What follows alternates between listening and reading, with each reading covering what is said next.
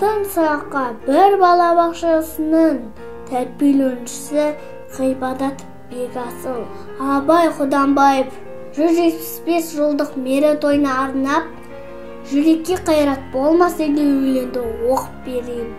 Жүрекке қайрат болмаса ұйықтаған ойды көмдіртпек, ақылға сәуле қонбаса қайғанша жүр күнертпек.